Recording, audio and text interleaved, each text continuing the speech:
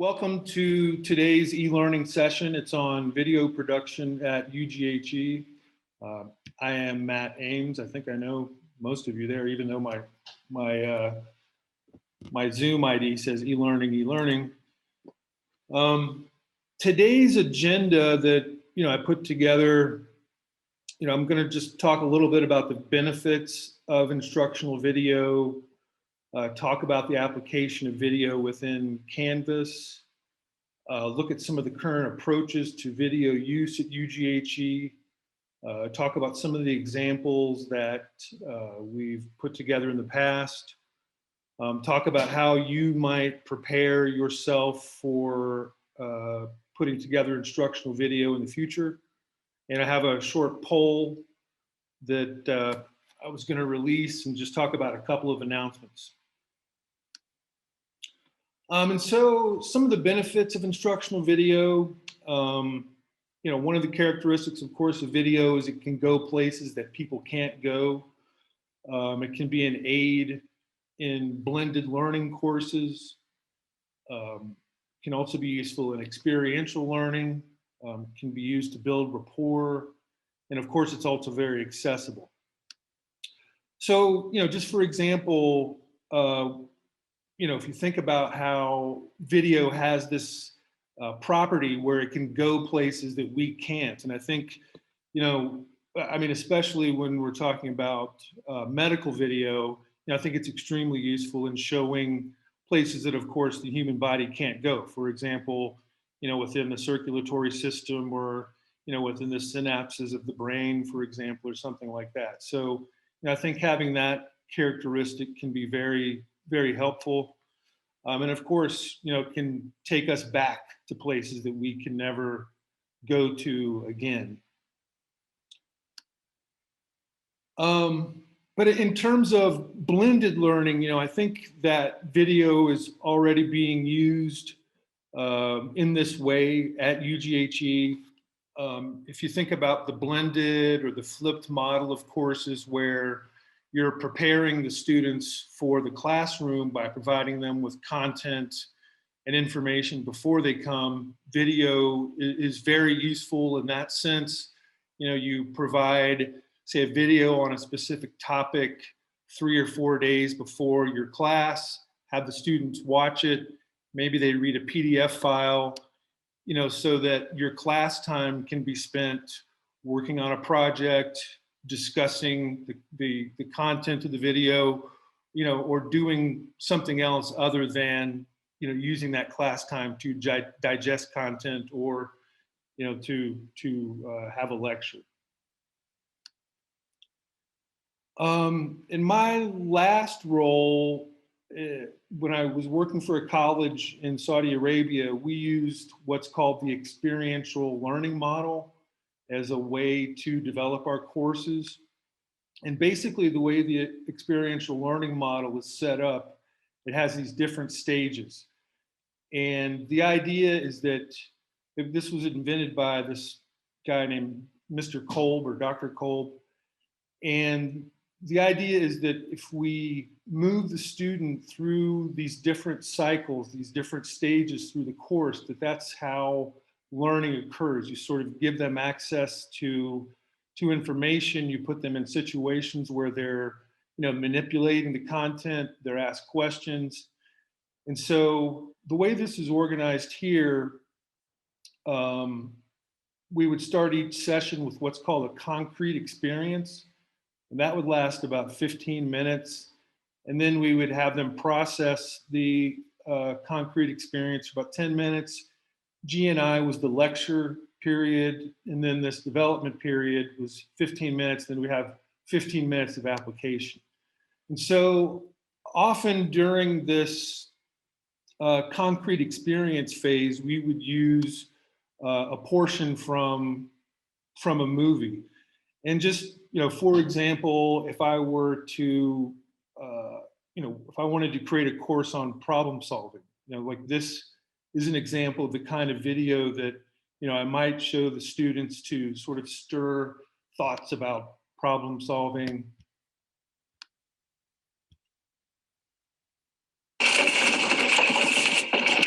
Okay, people upstairs handed us this one, and we got to come through. We got to find a way to make this fit into the hole for this, using nothing but that. Get it organized. Okay. Fill the filter. Get some coffee going too, someone.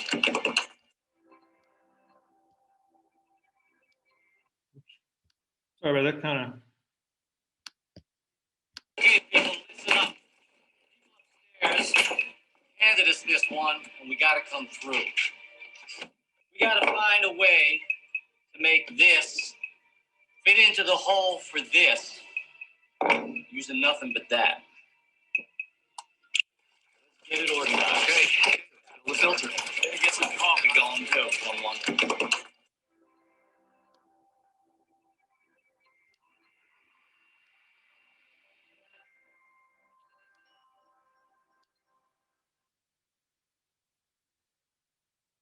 And, I think you can kind of see, and you've probably, been in classes before where, an instructor will introduce a concept using a movie clip or a piece of a movie, because I think movies have that ability to kind of draw you in with, the drama and the music and make you sort of, connect and think about, what it will eventually be, say, the topic of the course. And another benefit of video is building rapport with your students. And I just wanted to show this quick example here.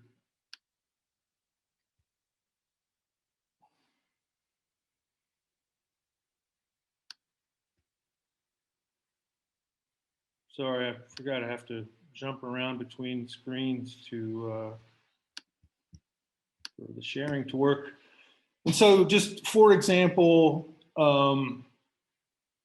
if you are wanting to build rapport within your Canvas course, one pretty simple way to do it is with announcements. And if you just log into your course and select announcements, this will open up what's called the rich content editor. And if you spent any time in Canvas, you know that I always think it's fairly similar to Microsoft Word, the way it's set up, where you have these drop-down menus where you can edit your text and insert images and tables and things. And so, a lot of the tools that are available within that are very similar to Microsoft Word. But I just wanted to show you this quick example of how you can use video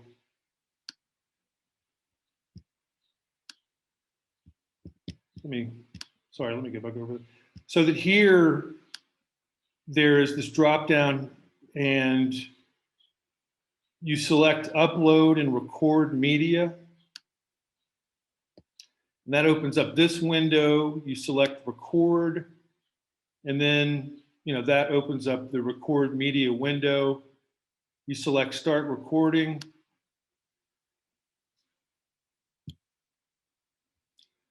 Hi class, I just wanted to thank everybody for doing a really great job on your assignments this week. I can really see that you put a lot of effort into it, and I really appreciate it. Then you will select save. Sometimes this will take a little bit of time to load, so I'm just going to show you something else that, if you're thinking about adding video to your Canvas courses, you're going to want to click on these three dots in the upper left or the upper right in Chrome. Select settings. Select privacy and security. Site settings. Select learnmedstanford.edu. That's our Canvas web address. And just make sure that here your camera is allowed and your microphone is allowed in Canvas, because otherwise you won't be able to record. And so that if we go back in here now, I think that, well, it's still taking some time. Oh, there we go.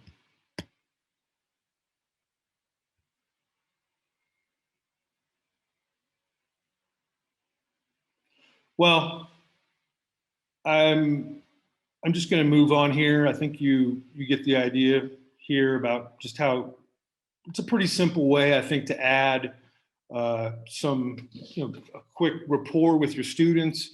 And I think especially in the online classes, it is helpful for your students to see you, to hear your voice, to see your expressions, to sort of begin to, understand who you are as a person, just to feel that connection. Because, without that, I think it is difficult for students to really connect on a deeper level with, their instructors, if they don't really know who they are. So, hi class, I just wanted to thank everybody for doing a really great job on your assignments this week. I can really see that you put a lot of effort into it. And so, that's just kind of a quick thing that you can do to add some rapport to your courses.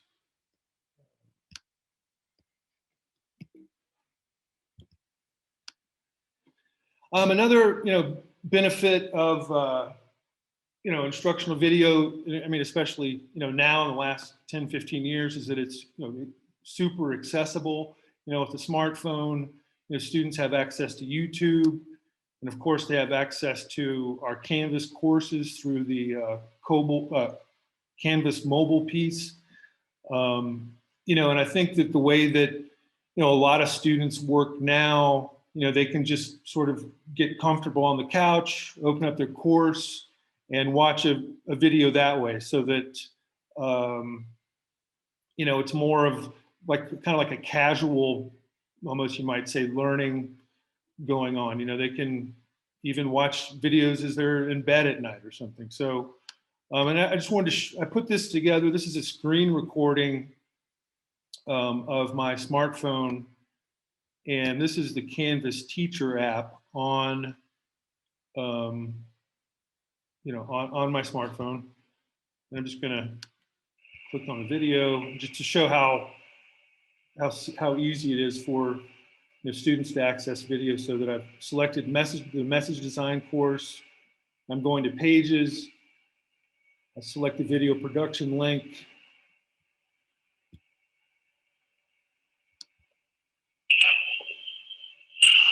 Hello, my name is Matthew Williams, and I'm here to talk about video production at UGHE.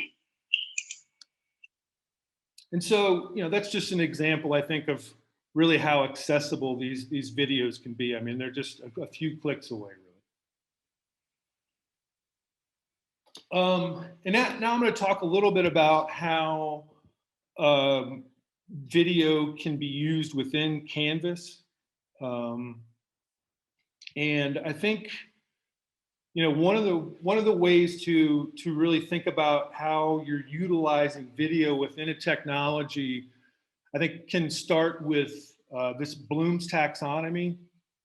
And if you're familiar with it, or if you're not familiar with it, I'm just going to explain it just a little bit here, basically. But it's basically a way to classify learning objectives into levels of complexity. And so, at the base of this hierarchy, it starts with, the kind of most simple kind of objectives where students are just remembering facts, maybe they're defining words, and so on.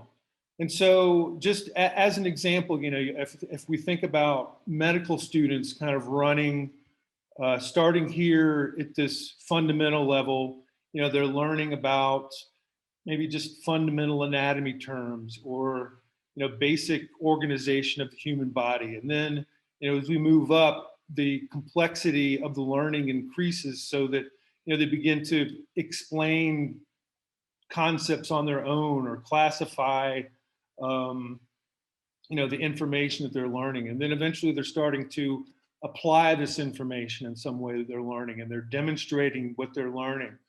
And then, as they learn more, they start to analyze situations on their own. Maybe they meet a patient with a certain problem they're asked to assess.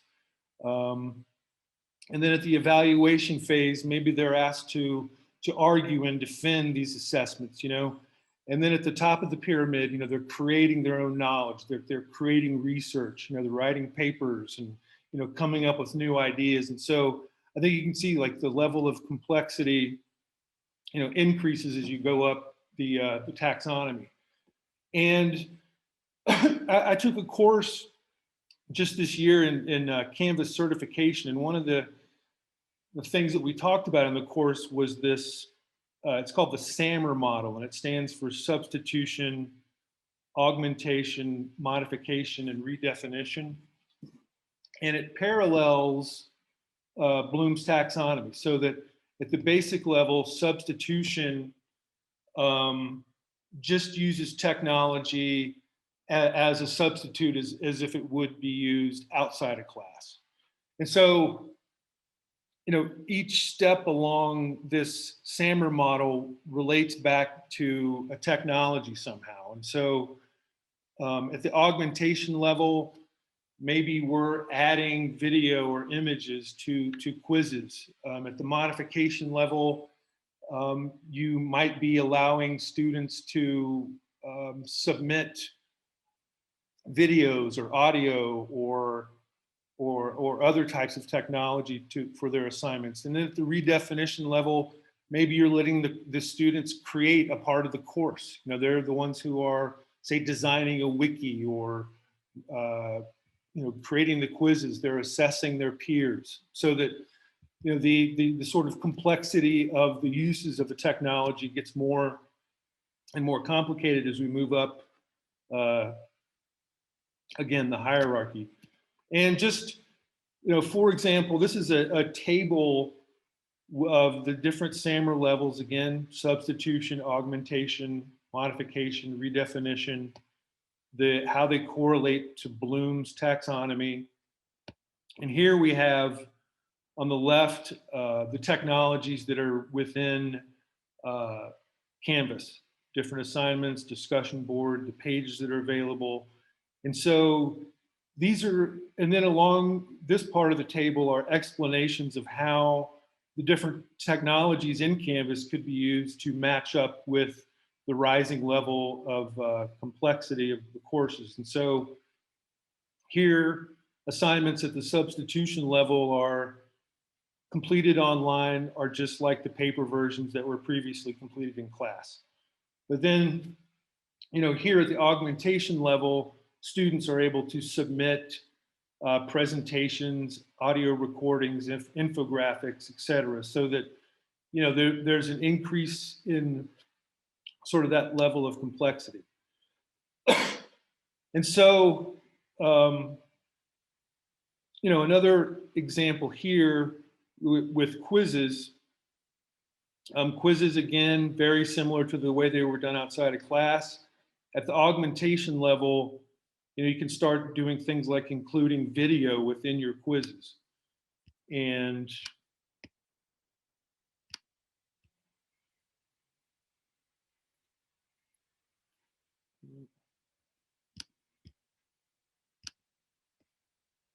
so, just for example, if you wanted to add a video to one of your quizzes, this is a quiz that I pre-prepared for the course for this presentation. And so I would open up the quiz, go to edit,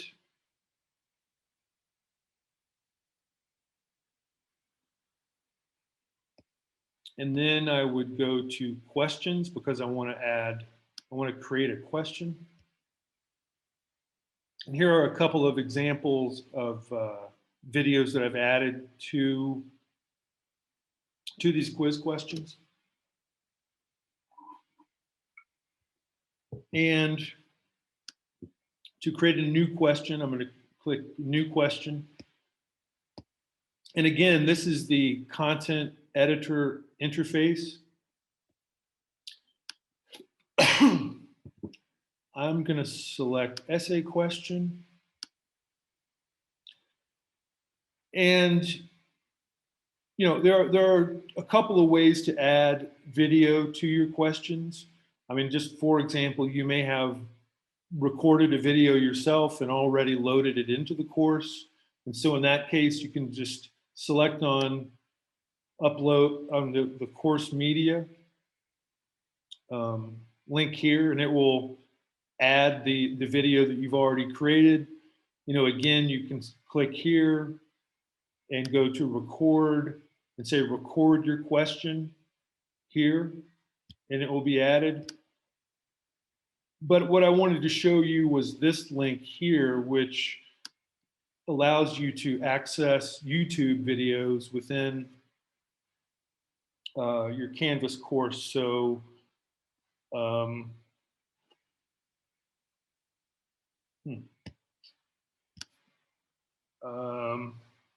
I can never really think of a good disease to type in.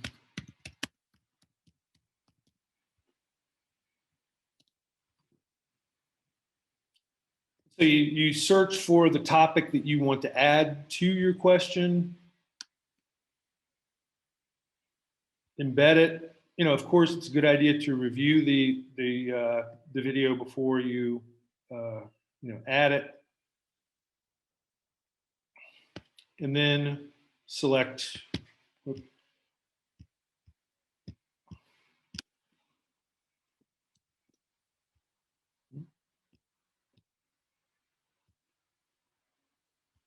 And then select update question.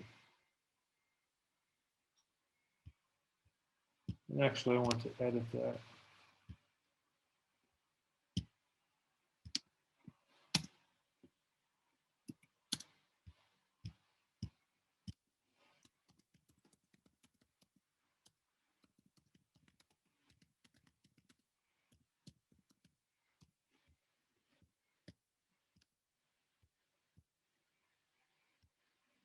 And then, of course, always select save.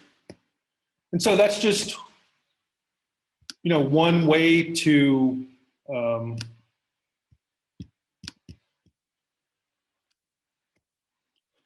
sort of utilize this SAMR method, where you're thinking about the tools that are within Canvas, and you're utilizing them for, you know, these specific sort of theoretical models. You know, you're thinking about using the video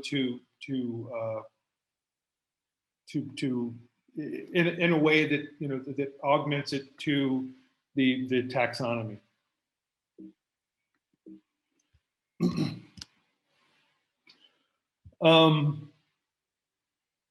You know, also within Canvas, there's the speed grader, which allows you to give comments and feedback on student assignments.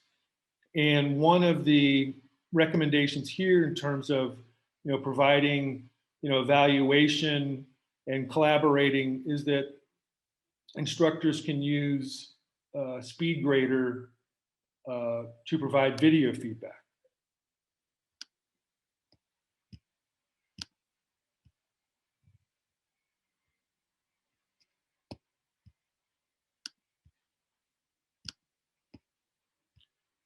And so this is an assignment that I created for this session.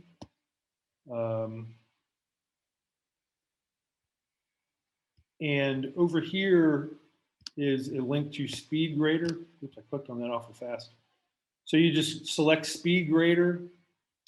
It takes you to this area, and in this, you know, open white space is where you would normally see a student submission. I don't have one for this course, but just for example, if there's a student paper there, you can, you know, type in your comment, or again, use the use this link, which is a link to record a media comment.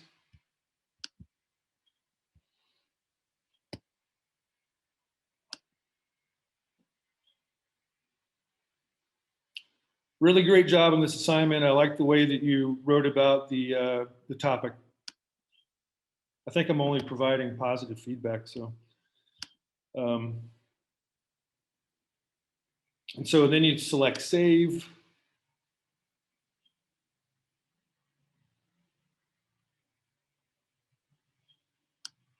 maybe it wants us to. Really great job on this assignment. I like the way that you wrote about the topic.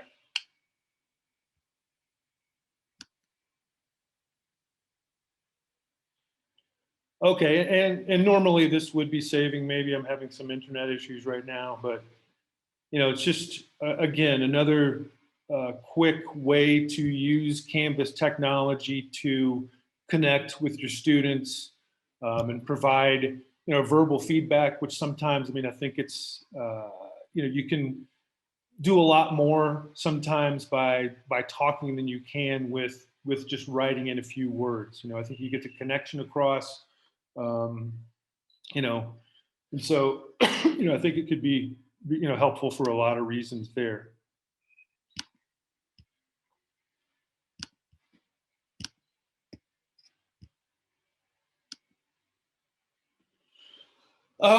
In terms of current approaches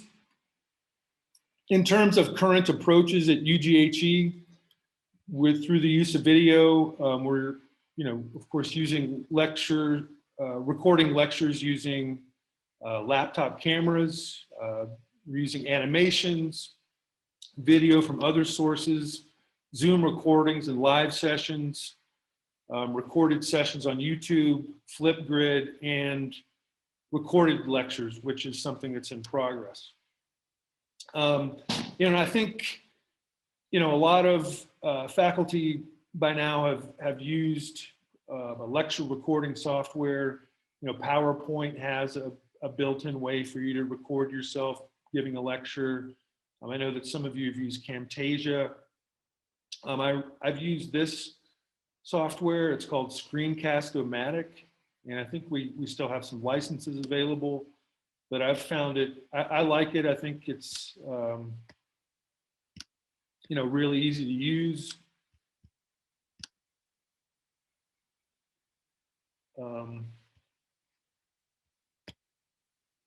So it's part of it is web-based, and so you visit the website, once you have an account, and select the video button here, and you can record in full screen, just the webcam, or you can record in both webcam and the screen. And so I'm just going to record a really quick, brief example.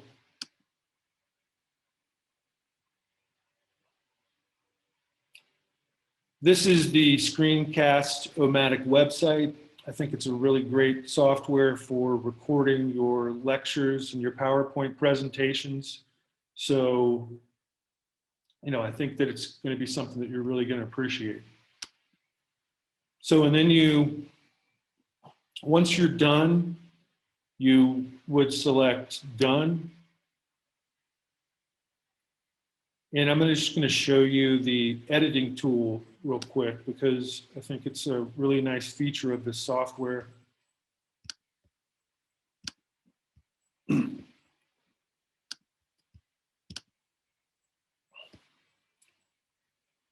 so this is the editing tool for Screencast-O-Matic. This is the Screencast-O-Matic website. I think it's a really great software and you can do some interesting things here. You can add music in the background.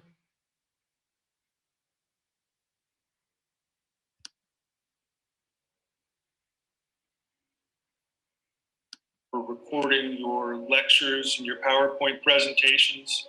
So, I think that it's going to be something that you're really it has a number of other tools that are available for you to use. You can insert recordings from other places, hide your cursor if you want to, adjust the speed of the video. And another really nice thing about this interface is that you can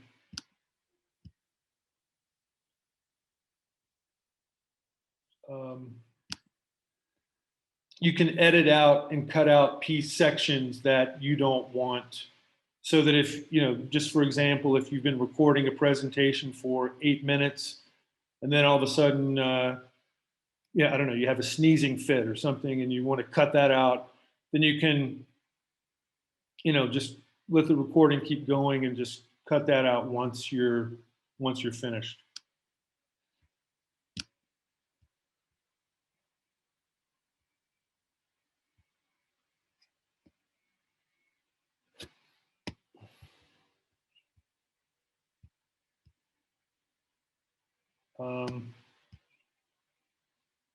Where did my, oh. And so that's just a little bit of a, lecture recording tool that we've been using here. The MG has been using a lot of these animations that they've been creating in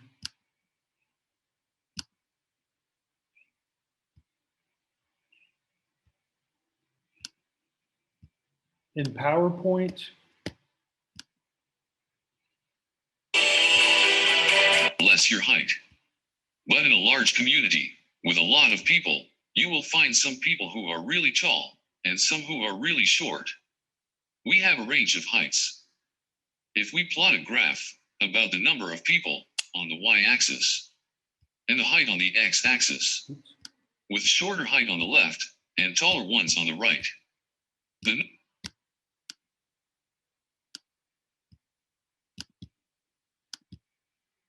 Sorry, I'm just closing some of my windows here. And so that's an example of the kind of video that you could put together in PowerPoint, and then they're exported as MP4 files. I know that the MBBS has been using videos from Osmosis and Lecturio. Obed and I talked to both of those companies within the last month, and they were very positive about us, using their videos as much as we can. Of course, we're still using Zoom, and Zoom recordings are being saved. These are used occasionally, like if a student misses a course, we can go back, all the way into last year and find the recordings of courses that have been recorded. They're all saved on the cloud. eLearning has a YouTube channel where we upload our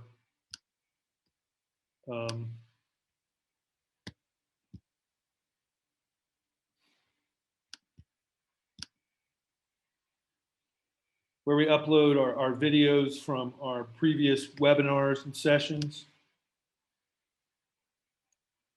For example, this is the Making Better PowerPoints presentation that I did last month. We have all of our sessions saved from all the webinars that we were doing last summer. And one thing about having your own channel is that you can also hide a lot of the videos if you unlist them, so that most of the content within our eLearning site is unlisted. And so that, Obed has prepared a lot of these videos for an orientation course that he put together. And, because we don't want all the world to be able to see those, we just add them as unlisted. And as you can see, the majority of the courses, or the majority of the videos that we have in here are, have been added as unlisted video.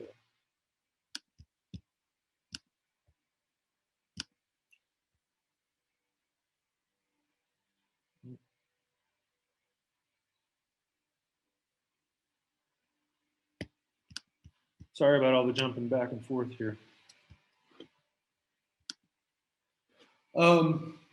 We also use this software. It's called Flipgrid, and it's sort of a video communication software. It allows students to record themselves and also respond to other students. I'll just show you this real quick.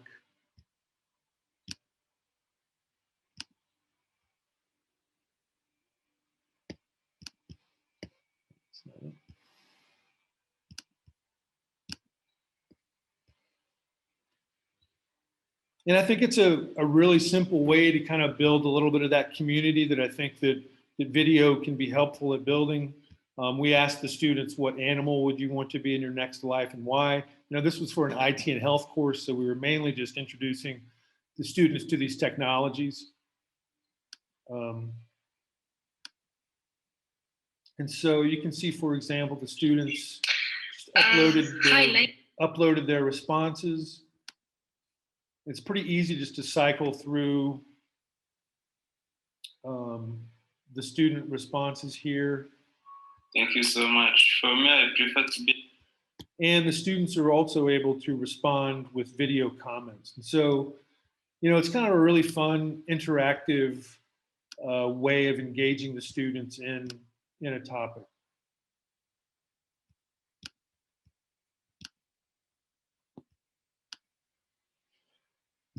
And I think this is what we'd really like to start working towards, is, you know, something of this sort of level of professionalism. We do have a green screen now and lights and a really nice camera. We're just still sorting out where our studio is going to go exactly.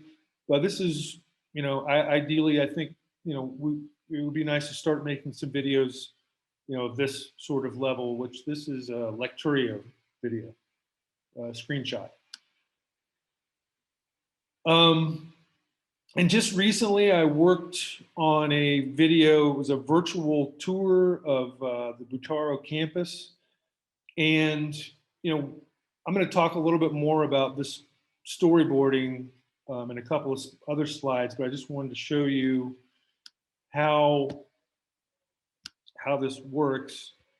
And so, you know, I started with the storyboard. You know, I looked at scene one. What type of video do I need for this scene? Dirt road to UGHE, music, text, scene two, guards. And so the next step is to start collecting those pieces, you know, the guard station and the road and everything. And so all of this here is, are the videos that, you know, I shot to link up with the different scenes within that storyboard. You know, for example, you know, we have the kitchen staff. That is a big pot of beans there.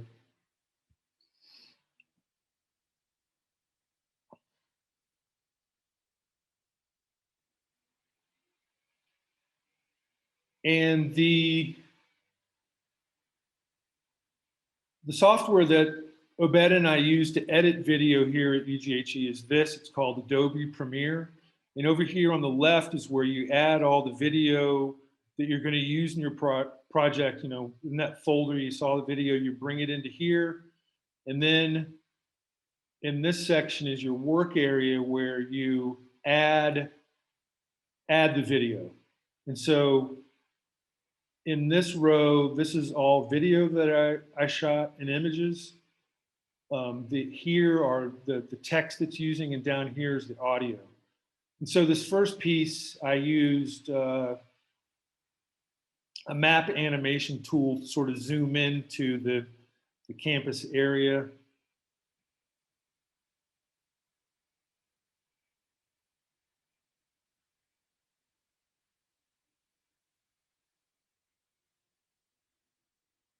And then you can see it follows the storyboard, the road to UGHE, the dirt road. And then eventually we get to campus and show the different, you know, locations around campus.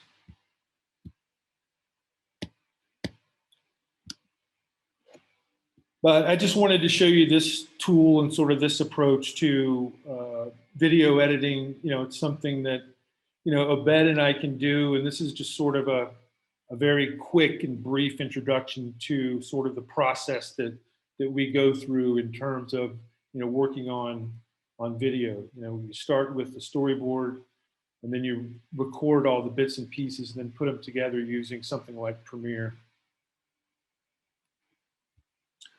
Some of the other examples that we have worked on in the past, last summer, I worked with Dr. Schur on this,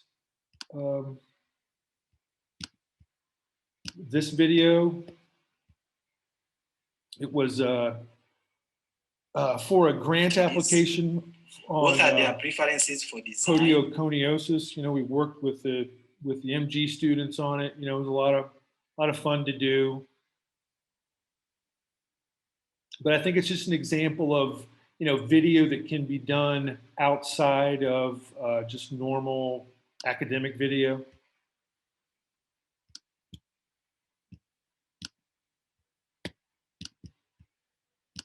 And just recently, I also worked with Dr. Joshua on a video for an abstract that he was putting together.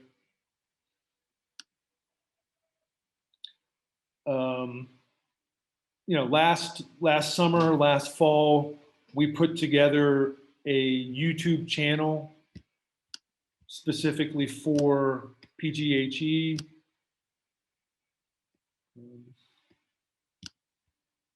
Nope, that's it. And so, and these were all, you know, videos of lectures that were used in the course. So that if you have a course and you'd like to load some videos, you know, I think this can be a really you know, helpful way to share the videos. I mean, they're saved here. They can be used again and again. They can be easily be added to a Canvas course if you want. They can be hidden. So, you know, creating a YouTube channel for the videos that you're creating can be a really good idea for you. And we've also helped the different schools and cohorts with different types of video. I just want to talk a little bit about preparing for your video. You know, if we want to, you know, think about getting to this kind of place, you know, I know that, you know, there's a lot of PowerPoints out there that are full of text, you know, and you know, I think it's going to be important to really think about, you know, video as a visual medium, and when, you know, you're using text, you're really, excuse me, when you're just using text, you know, you're not really maximizing the potential of the medium, and so, you know, I think starting to think about replacing a lot of the text that you're using with images could be one really helpful place to start. You know, whether you're you know, recording your PowerPoint lectures with Camtasia or Screencast-O-Matic or with the PowerPoint tool.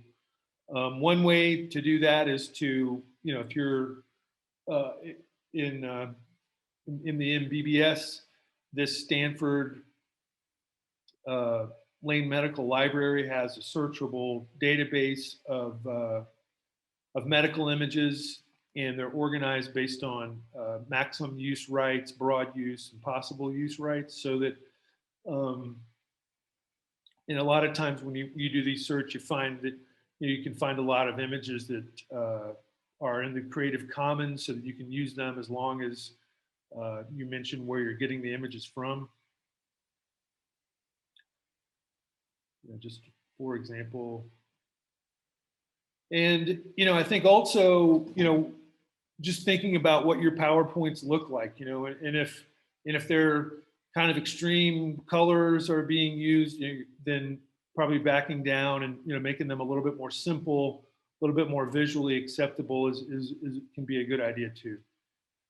And if, you know, we're thinking about you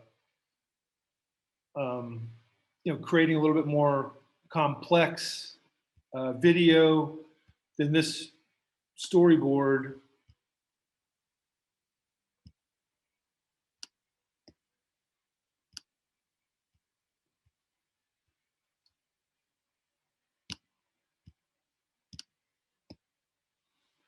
then this kind of storyboarding, I think, can be a really great place to start organizing your ideas and just kind of figuring out what it is you want to do. This is a storyboard that Zahira and I worked on earlier this year and last year. And again, you can see that it's organized by the different scenes, time, the audio that's needed, and who's involved in each of the images. And then at the bottom, we put the narration and have the text for the narration. And so that, you have this tool that really helps you sort of organize exactly what it is you're doing with the video that you're creating.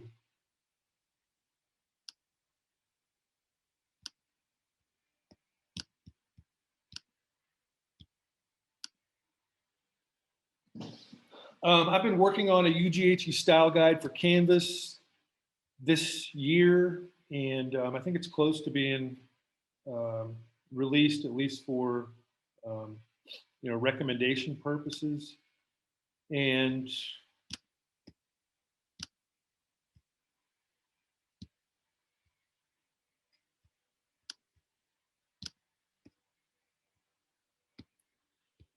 we have style guides for different parts of your course, typography, PowerPoint. We have video here.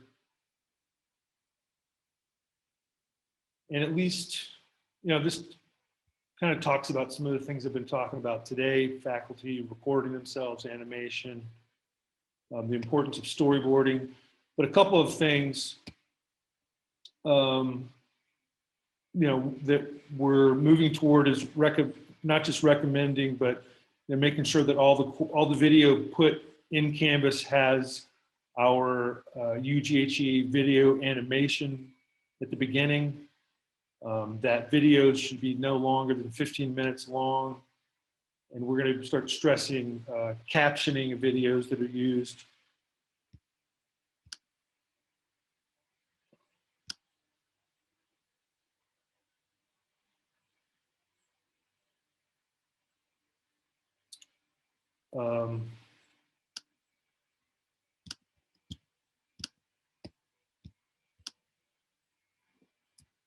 And so that's kind of all I had to say about video. I know that this wasn't exactly video production. It was more of a, here's all the different kind of things that we do and can do here. And I think, there's certainly possibilities beyond what, I've explained here, but I hope, this at least introduces you to, some of the things that are possible with recording your own video on your own laptop, using the different tools within Canvas, thinking about, building your own YouTube channel, and these are things that, of course, e-learning can help with. A couple of the announcements that I just wanted to make: we have put together a Canvas at UGHE page, and we'll start, allowing people to, figuring out a way to kind of share that with everybody here pretty soon. And then the next couple of months, we're going to have a couple of more speakers come back who did sessions last year on instructional technology topics. And so, in May and June, and we'll be making announcements soon about that.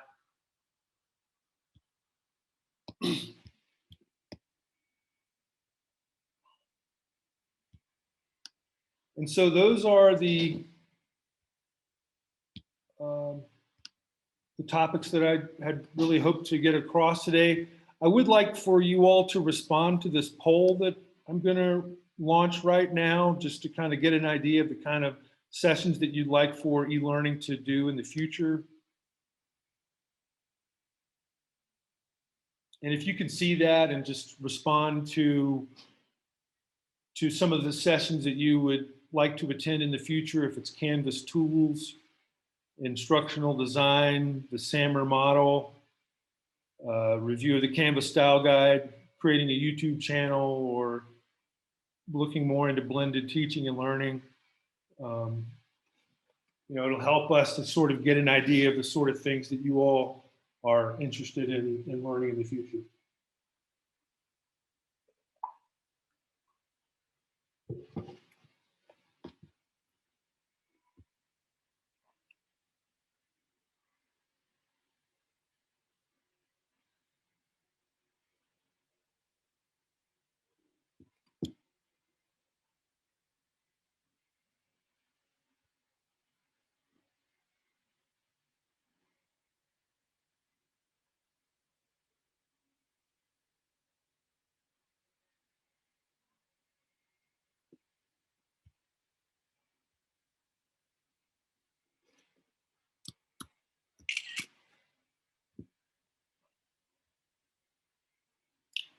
Okay.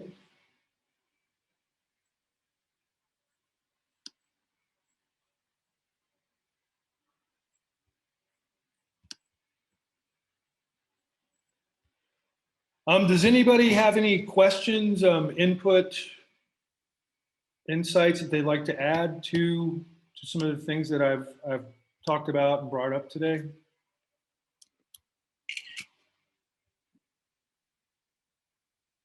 I know it's a lot. I covered a lot of ground, but I just wanted to introduce you all to as much as I could. Hi, Matt. Hi, Matt. Yeah. I think Sion wrote a question in your chat box, and I had a question too.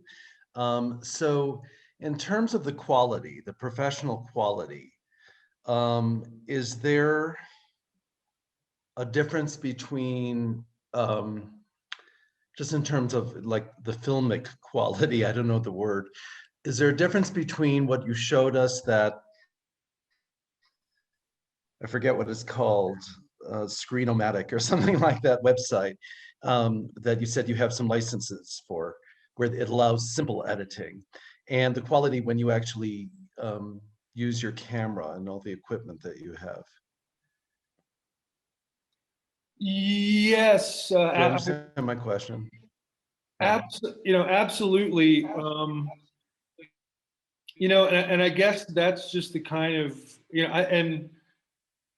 I mean, honestly, I think that's just the kind of decision that we'll have to figure out along the way, because, I think there's the case of faculty and instructors just sort of simply recording their own lectures in their own houses with Screencast-O-Matic or Camtasia or some other software. And then there's, like I was showing you with the storyboards, like kind of planned out, more advanced, where Obed and I will be using, like I showed you the Adobe Premiere software and using lighting and things like that. So I don't know, that probably doesn't answer your question, but That's good. No, but I mean, you're saying it, and let me ask you, is that really an on campus, or the equipment that you have to get, the almost, I guess, professional quality? yeah, well, we're honestly still trying to figure that out. There's a space that has sort of been open to us on campus, but we haven't really figured out if it's too small for us to set up lights and the camera and everything. I kind of feel like it is, and the green screen there. So we're kind of still figuring that part out. So where's the equipment based right now? It's in Kigali. Okay. And I think Sion had a question. Thank you. Sure. I hope I answered your questions. It's Sure. Can we create mock courses? Yes, absolutely. Sion, actually, Obed recently put together this Canvas orientation course for faculty to learn the Canvas tools.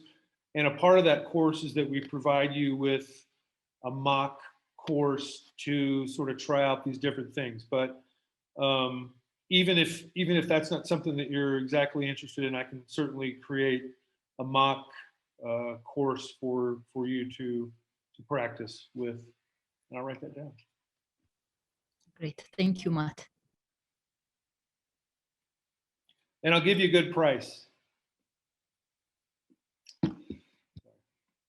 Trying to be funny.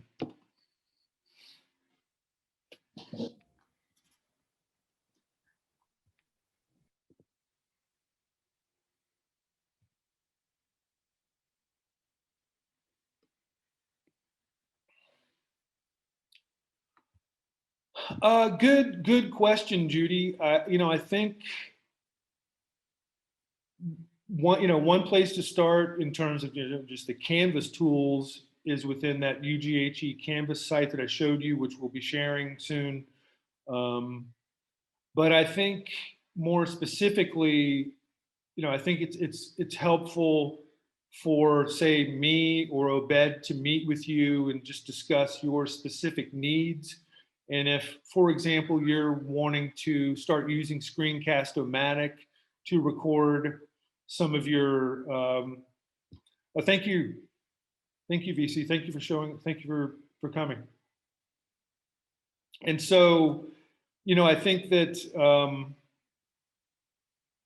I think initially just talking individually to instructors is a really helpful way to go, just to get an understanding of what it is that you're specifically wanting to do.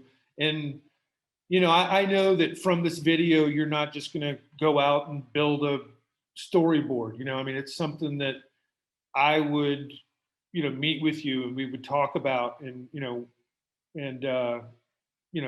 work on together. So, I think that. Okay, that's good to hear. Yeah. All Okay. right, that's good. Well, Thank you. sure. Thank you for stopping me from talking so much. No, just quickly related to that, is there a plan for uniformity? Because we are all at different stages within our different departments and programs. So, if I have a program in nursing and Sion has something in gender and Paul has something in exec ed, and we are using these different things, is there some way to make sure that they're uniform, or people just go out and do what they want and then just post it there? Some quality control or some checks and balances in terms of the university. That is one of the goals of the style guide that I showed you. Is to start to have some uniformity within the courses that are being built, or within, within the content that's being built, to make sure that, everybody's using, for example, the same PowerPoint template, or, there is that UGHE animation at the beginning of the videos that we're loading. So I'll just show you this real quick.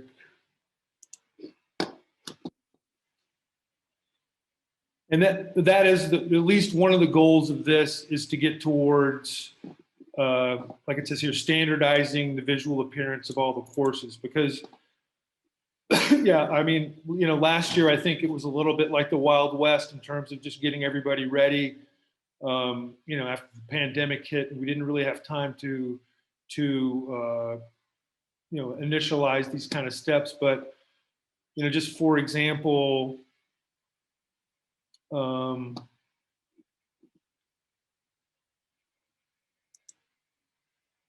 providing, advice on how your layout should look, looking into like, having a specific color scheme for your courses, using headings as a hierarchy to organize your content. So I think, is this the kind of thing that you're talking about?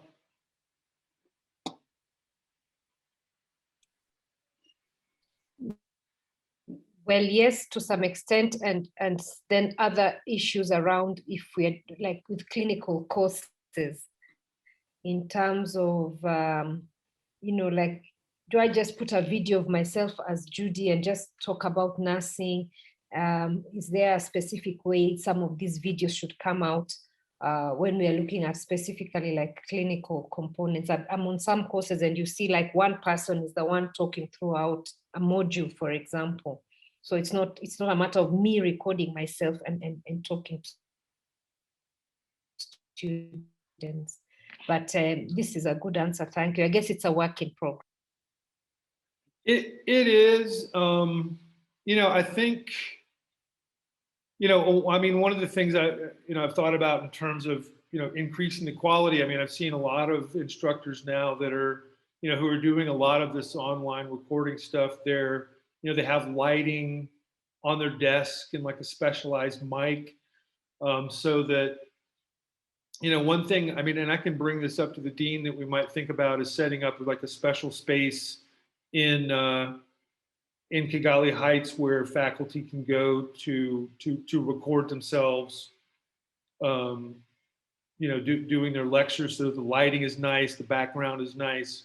There's some consistency that way, because, I think that could be a good idea. Not to give myself credit or anything, for.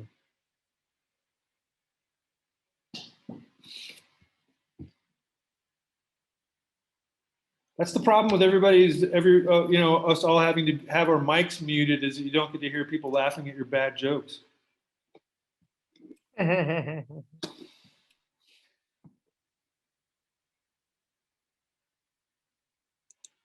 think Matt Joshua had a question on the chat.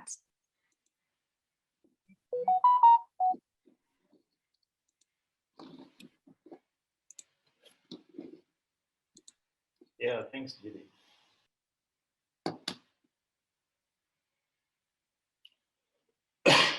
Yeah, yes, we'd be happy to help with that. Absolutely.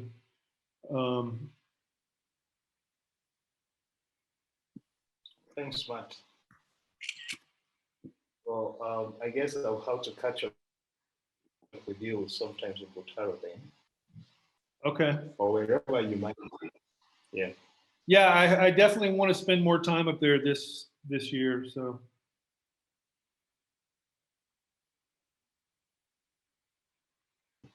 All right. Thank you.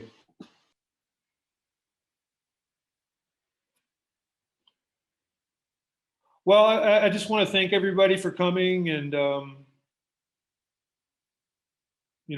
and please, contact me or Obed if you have any more ideas, questions about how, you would like for e-learning to help you, or, if you have any ideas that you think would be useful. I think luckily enough, we're still a small enough university that we can all get to know each other, and it's pretty easy to be open to ideas this way too. So, well, thank you, everybody. I appreciate it. Thanks, Matt. Bye.